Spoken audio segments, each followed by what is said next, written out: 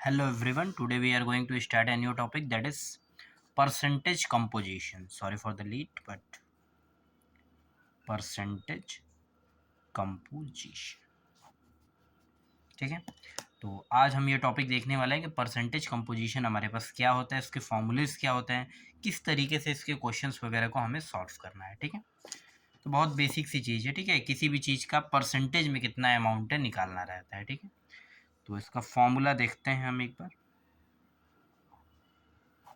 ठीक है, जो इसका फॉर्मूला हमारे पास गिवन रहता है वो रहता है हमारे पास, तो मास ऑफ दैट एलिमेंट, यहाँ पे टोटल कर लेंगे तो ज़्यादा अच्छा रहेगा। ठीक है, total mass of that element divide में total mass of compound into 100। ठीक है, तो यहाँ पे हमें ये देखना है कि जिस भी एलिमेंट का परसेंटेज निकालना है उस एलिमेंट का उस कंपाउंड के अंदर कितना मास है, और डिवाइड में क्या है टोटल मास कितना है, और 100 से क्या करेंगे मल्टीप्लाई कर देंगे। ठीक है, एक एग्जांपल से समझते हैं। ठीक है, लेट सपोज हमने ले लिया कार्बन डाइऑक्साइड।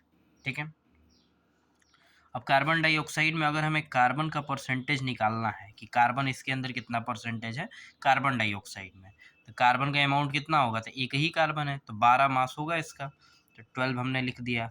एक एटॉमिसिटी है तो हम डिवाइड में टोटल करेंगे, तो कार्बन डाइऑक्साइड का हम सभी जानते हैं जो मोलर मास होता है कितना होता है 44 होता है। यहाँ पर क्या लिख देंगे 44, और 100 से क्या करेंगे मल्टीप्लाई कर देंगे, तो कितना आ जाएगा 1200 और डिवाइड में 44। ठीक है, तब इसको सॉल्व कर लेंगे तो हमारे पास क्या आ जाएगा परसेंटेज आ जाएगा कार्बन का। अब अगर हमें ऑक्सीजन का परसेंटेज निकालना है तो या तो पूरा फॉर्मूला लगाएं, या ऐसा भी कर सकते हैं कि 100% होगा तो इसमें से माइनस क्या कर देंगे 1200/44, ये माइनस कर देंगे तो भी निकल जाएगा। ठीक है, या ऑक्सीजन का परसेंटेज निकालना है तो ऑक्सीजन का मास कार्बन डाइऑक्साइड में कितना होता है, तो 2 है वो 2, तो 16 दूनी 32, और टोटल मास कितना है 44 इंटू 100, इससे भी आ जाएगा। ठीक है, तो इस तरीके से हम लोग क्या करते हैं परसेंटेज कंपोजिशन निकालते हैं। ठीक है, एक और एग्जांपल लेते हैं जैसे मेथेन। ठीक है, अब कार्बन का परसेंटेज निकाल रहे हैं तो कार्बन कितना है यहाँ पे, तो एक ही है तो 12, और टोटल मास कितना होगा तो 12, और ये 4 हाइड्रोजन है तो 4 इसका मास, तो 12 और 4 16, N2 क्या आ जाएगा 100 आ जाएगा हमारे पास। ठीक है, तो अब इसको सॉल्व कर लिए तो कितना आ जाएगा 1200 हो जाएगा, और ये कितना हो जाएगा 16। सॉल्व कर लेंगे तो हमारे पास क्या आएगा कार्बन का परसेंटेज आ जाएगा, कितने परसेंटेज में कार्बन प्रेजेंट है। हाइड्रोजन का निकालना पड़ेगा तो 100 में से क्या करेंगे माइनस कर देंगे। ठीक है, तो इस तरीके से हम लोग क्या कर सकते हैं परसेंटेज कंपोजिशन आसानी से फाइंड आउट कर सकते हैं। क्लियर इतनी बात। ठीक है, अब एक और टर्म आता है हमारे पास वेपर डेंसिटी, इसको जरा हम लोग देखते हैं। ठीक है, वेपर डेंसिटी। ठीक है, वेपर डेंसिटी का मतलब क्या होता है हमारे पास, तो इसका बेसिकली फॉर्मूला होता है। ठीक है, जो कि मोल कॉन्सेप्ट में हम लोग इस्तेमाल करते हैं। ठीक है, तो वेपर डेंसिटी होता है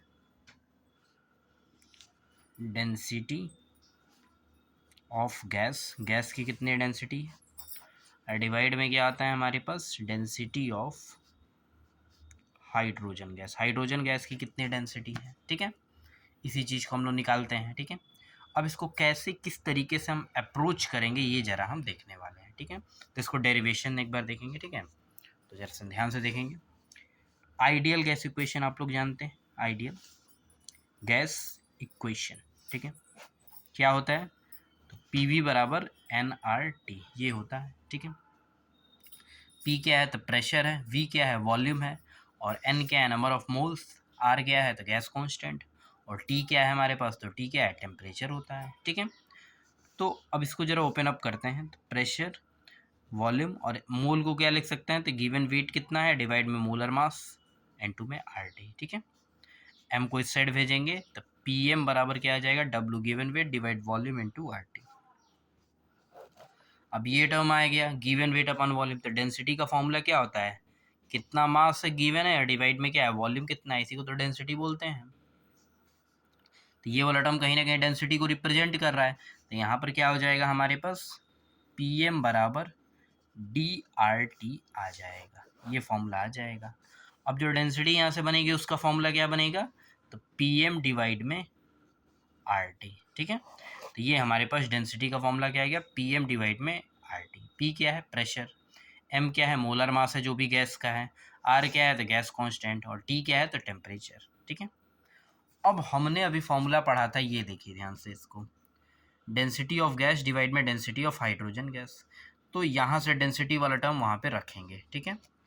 तो वेपर डेंसिटी किसके बराबर होगा, PM यानी प्रेशर, और जो मोलर मास है गैस का, डिवाइड में RT। फिर डिवाइड में किसका होगा, तो डेंसिटी ऑफ हाइड्रोजन गैस। तो ये डेंसिटी ऑफ हाइड्रोजन गैस लेंगे तो फिर से P, और मास किसका होगा, H2 का, डिवाइड में RT, ठीक है। अब ये जो RT है और ये RT है कैंसिल हो जाएगा, ठीक है। RT कैंसिल हो गया, बचा क्या, और ये जो प्रेशर वाला टर्म है ये भी तो कैंसिल आउट हो जाएगा ना एक तरीके से। तो जो मोलर मास है गैस का, और डिवाइड में जो मोलर मास हाइड्रोजन का है, तो H2 का मोलर मास कितना होता है, तो 2 होता है, ऑब्वियस सी बात है, एक हाइड्रोजन का एक, तो 2 का 2।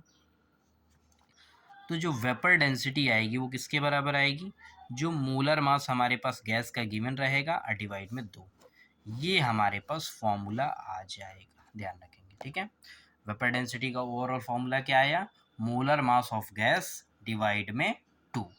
तो जो भी गैस आपके सामने क्वेश्चन में गिवन रहेगा, अगर उसे 2 से डिवाइड कर देंगे तो आपके पास क्या आ जाएगा, वेपर डेंसिटी आसानी से आ जाएगी, ठीक है। तो इसको ध्यान रखेंगे थोड़ा सा, ठीक है। थोड़ा सा आगे चलते हैं,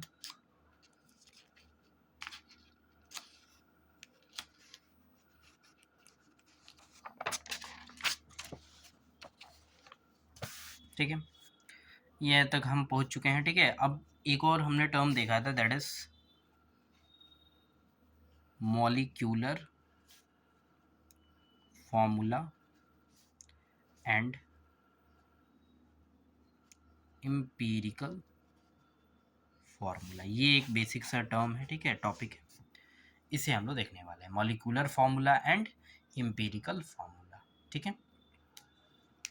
ये काफ़ी ज़्यादा इंपॉर्टेंट टॉपिक है, पेपर में पूछा भी जाता है, ठीक है। इसका बेसिक मतलब समझते हैं कि क्या होता है, ठीक है।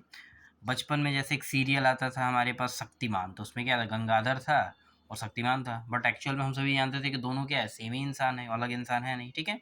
तो सेम यहाँ पे मॉलिक्यूलर फार्मूला और एम्पिरिकल फार्मूला क्या होता है, सिमिलर टाइप में ही होता है, कुछ बहुत ज़्यादा मतलब इनमें कोई बहुत मेजर डिफरेंस क्या होता है, नहीं होता है, ठीक है। तो इसको जरा एनालाइज करते हैं, कैसे समझेंगे, ठीक है। जैसे ग्लूकोज हम सभी जानते हैं एक कंपाउंड होता है, ठीक है। ग्लूकोज का फॉर्मूला क्या होता है, तो C6H12O6। तो इसके अंदर जो कार्बन है वो 6 प्रेजेंट है, हाइड्रोजन के एटम 12 हैं, और ऑक्सीजन के एटम कितने हैं, 6 हैं। तो ये एग्जैक्ट नंबर ऑफ एटम्स को बता रहा है। तो यहाँ पे लिखेंगे कि जो हमारे पास मॉलिक्यूलर फॉर्मूला होता है, it represents the exact number of atoms present in A molecule, ठीक है। एक मॉलिक्यूल के अंदर कितने exact number of atoms present है, इसी को हम लोग क्या बोलते हैं, मॉलिक्यूलर फॉर्मूला बोलते हैं, ठीक है।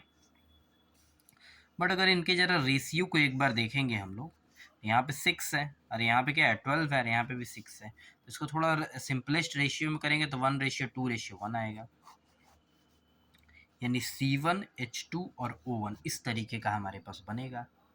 तो ये जो है ये क्या है, हमारे पास एक तरीके का इम्पीरिकल फार्मूला बन जाएगा। ये क्या बनेगा, इम्पीरिकल फार्मूला हमारे पास बन के रेडी हो जाएगा, यानी C1H2O1 ये क्या है, तो ये हमारे पास इम्पीरिकल फार्मूला है, ठीक है। ये ध्यान रखेंगे, तो इम्पीरिकल फार्मूला इस तरीके होगा। अब इम्पीरिकल फार्मूला में एग्जैक्ट नंबर ऑफ एटम्स हमें नहीं पता चल पा रहे हैं, हमें बस एक रेशियो पता चल रहा है, ठीक है। तो ये हमारे पास क्या है, एक तरीके का इम्पीरिकल फार्मूला है, करेक्ट।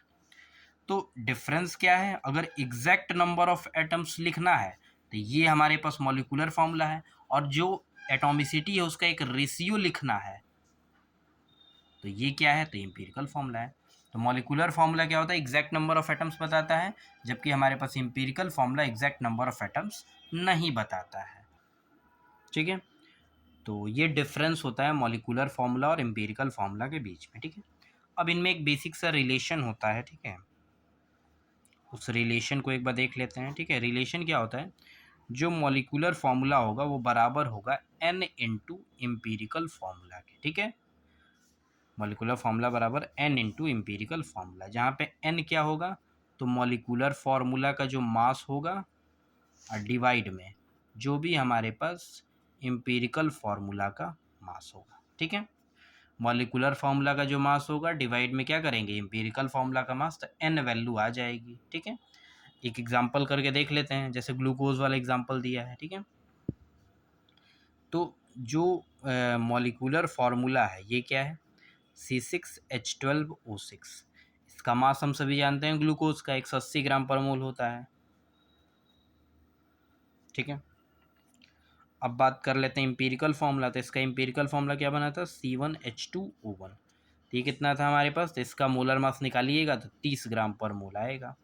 तो एन वैल्यू इसके लिए क्या आएगी, 180 है डिवाइड में 30, तो कितना आ जाएगा 6, ठीक है। यानी जो हमारे पास एम्पिरिकल फार्मूला था C1H2O1, इसमें अगर 6 एटॉमिसिटी से मल्टीप्लाई कर दें तो C6H12O6 आ जाएगा। यानी एम्पिरिकल फार्मूला के एटॉमिसिटी में अगर n वैल्यू से मल्टीप्लाई करेंगे तो क्या आएगा, मॉलिक्यूलर फार्मूला आ जाएगा, ये ध्यान रखेंगे, ठीक है। ये काफ़ी ज़्यादा इंपॉर्टेंट है, ठीक है। तो इसको थोड़ा सा ध्यान रखना है, ठीक है, कि किस तरीके से ये चीज़ें क्लियर होंगी, ठीक है। तो मॉलिक्यूलर फार्मूला क्या बताता है, एग्जैक्ट नंबर ऑफ एटम्स को बताता है।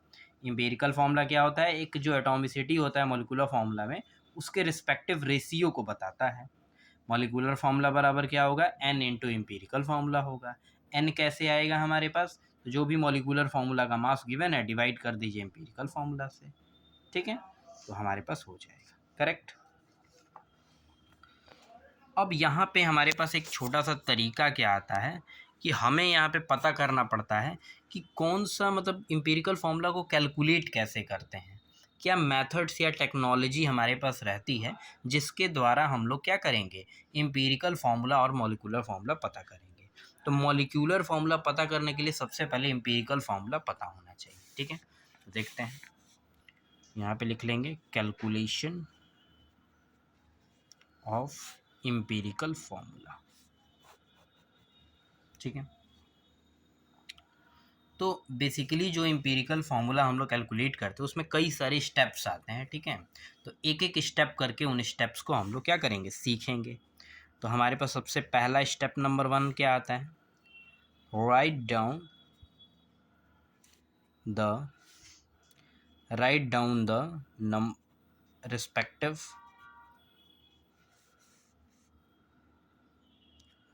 The respective atoms and their percentage और अमाउंट, ठीक है। जो भी एटम्स आपके सामने क्वेश्चन में गिवन रहेगा उसके आप लोग अमाउंट को एटम पहले लिख लेंगे और एटम के नीचे ही उसका परसेंटेज में जो भी अमाउंट गिवन रहेगा या नॉर्मल अमाउंट गिवन रहेगा वो लिख देंगे, ठीक है। उसके बाद आ जाते हैं स्टेप 2 पर, कन्वर्ट देम इनटू मोल। जो भी डाटा गिवन रहेगा उसे हम लोग क्या करेंगे, मोल के फॉर्म में आसानी से पहले कन्वर्ट करेंगे, ठीक है। तो मोल में कैसे कन्वर्ट किया जाता है, तो गिवन वेट जो भी रहेगा डिवाइड में हम लोग मोलर मास कर देंगे तो हमारे पास मोल में कन्वर्ट हो जाएगा। जैसे जो भी परसेंटेज में गिवन है उसके मोलर मास से क्या कर दिए, डिवाइड कर दीजिए, या जो भी अमाउंट गिवन है मोलर मास से डिवाइड कर दीजिए, मोल में हो जाएगा, ठीक है। स्टेप 3, अब यहाँ पे जो भी मोल आया है वो चेक करना पड़ेगा क्या वो फ्रैक्शन में है या होल नंबर रेशियो में है। अगर वो होल नंबर रेशियो में आ रहा है तो सिंपली उसे एटॉमिसिटी लगा दीजिए, एम्पिरिकल फॉर्मूला हो जाएगा।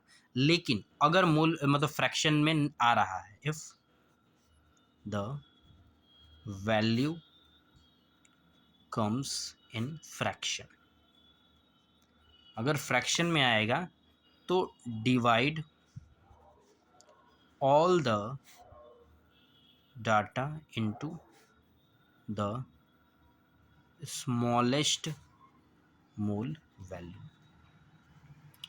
जो भी हमारे पास मोल वैल्यू हमने निकाली थी उसमें जो सबसे छोटा होगा ना उसी से क्या करेंगे, उन तीनों में क्या कर देंगे, डिवाइड कर देंगे, ये ध्यान रखेंगे, ठीक है। उसी से उन तीनों में क्या करेंगे, डिवाइड कर देंगे, ठीक है। Step 4, try to convert all data into a whole number ratio। ठीक है, जो भी डाटा रिस्पेक्टिव आएगा उसे डिवाइड करके या किसी नंबर से कॉमनली तीनों में मल्टीप्लाई करके हम लोग क्या करेंगे, होल नंबर रेशियो के फॉर्म में कन्वर्ट कर देंगे। होल नंबर समझते हैं, जहाँ पे 1 आए, 2 आए, 3 आए, 4 आए, 5 आए, इस तरीके की वैल्यूज आ सकती हैं, पॉइंट वगैरह में या फ्रैक्शन में नहीं आएगा। ठीक है, होल नंबर रेशियो में कर देंगे। ठीक है, उसके बाद क्या रहेगा, step 5, put the whole number as n atomicity, atomicity में लगा देंगे इन रिस्पेक्टिव एटम्स। ठीक है, जो भी रिस्पेक्टिव एटम्स रहेंगे उसके एटॉमिसिटी में लगा देंगे, तो हमारे पास क्या बन के रेडी हो जाएगा, इम्पीरिकल फार्मूला। ठीक है, तो बस इस स्टेप के बाद हमारे पास इम्पीरिकल फार्मूला क्या हो जाएगा, रेडी हो जाएगा। ठीक है, तो इम्पीरिकल फार्मूला हमें मिल गया, लेकिन प्रॉब्लम यह थी कि अब मॉलिक्यूलर फार्मूला कैसे पता होगा। तो क्वेश्चन के अंदर आपको या तो मॉलिक्यूलर मास गिवन होगा उसका, तब हम लोग निकाल लेंगे। तो क्वेश्चन के अंदर अब उसका आप परेशान नहीं होना है। ठीक है, जो भी रिस्पेक्टिव मॉलिक्यूलर मास रहेगा वो क्वेश्चन के अंदर आपको गिवन रहेगा। ठीक है, तो यहाँ से n का वैल्यू निकाल लेंगे, मॉलिक्यूलर फार्मूला का मास, और डिवाइड में एम्पिरिकल फार्मूला का मास। इन दोनों वैल्यू को हम आपस में रिस्पेक्टिव अगर डिवाइड कर देंगे तो n वैल्यू हमारे पास आ जाएगी, और n वैल्यू जैसे ही आ जाएगी बस उसके बाद काम हो जाएगा। n वैल्यू आ जाएगी तो फिर क्या करेंगे, तो मॉलिक्यूलर फार्मूला बराबर n इंटू एम्पिरिकल फार्मूला, ये जैसे ही लगा देंगे तो मॉलिक्यूलर फार्मूला हमारे पास रेडी हो जाएगा। तो इस तरीके से हम लोग एम्पिरिकल फार्मूला और मॉलिक्यूलर फार्मूला आसानी से पता कर सकते हैं। ठीक है, सो आज के रिस्पेक्टिव टॉपिक्स यही थे। बाकी नेक्स्ट हम लोग थर्मो वगैरह भी स्टार्ट करने का प्लान कर रहे हैं, देखते हैं उसके आगे प्लान करेंगे। ठीक है, और जो भी टॉपिक्स आप लोगों को रिस्पेक्टिव पढ़ना होगा आप कमेंट सेक्शन मेंशन कर सकते हैं। ठीक है, या डिस्क्रिप्शन में नंबर दिया, आप वहाँ से भी डिस्कस कर सकते हैं। ठीक है, कोई प्रॉब्लम हो। ठीक है, आज के लिए इतना ही। Thank you so much everyone, thank you.